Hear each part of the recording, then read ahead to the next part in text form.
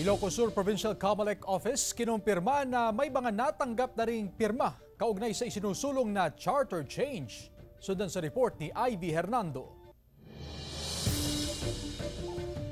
Nakatanggap na raw ang iba't ibang municipal at city election officer ng Ilocos Sur na mga pirma kaugnay sa isinusulong na People's Initiative upang maamyendahan ang konstitusyon.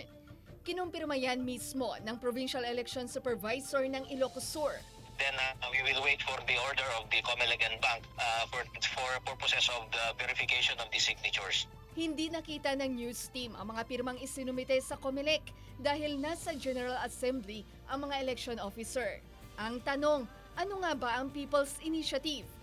Ayon sa Comelec, ito ay pagkuha ng suporta ng taong bayan para sa planong pag-amyenda sa konstitusyon o isang batas. Ngayon, itong move nila ngayon at present, yun yung may plano sila na i-amend yung provision ng Constitution kung paano bumoboto yung Kongreso, yung Senate at yung lower house, kung paano nila gagawin yung pagboto later on sa mga susunod na pag-amenda sa ibang provisions pa ng Constitution. Nauna nang tumutol ang Senado sa planong joint voting kasama ang lower house o Kamara pagdating sa usapin ng charter change dahil kakaunti ang kanilang bilang kumpara sa mga kongresista. Kung makalulusot umano ang joint voting mula sa nakalap na pirma mula sa People's Initiative, mas madali nang maipasa ang mga aamyendahan sa saligang batas kapag umupo ang Kongreso bilang Constituent Assembly.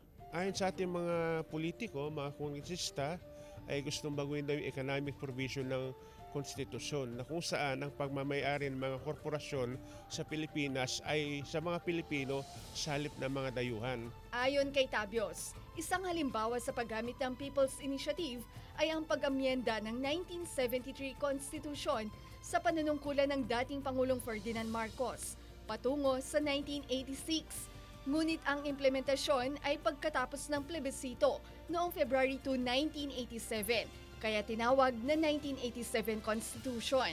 Sana lang daw ay naipaliwanag ng maayos ang ginawang signature campaign at hindi sinamantala ang kahinaan ng ilang Pilipino. Maganda kung talagang malinis ang intensyon ng mga mambabatas natin, dapat ipaliwanag kung ano talaga yun. Kasama si George Benson, Ivy Hernando, 1 North Central Luzon.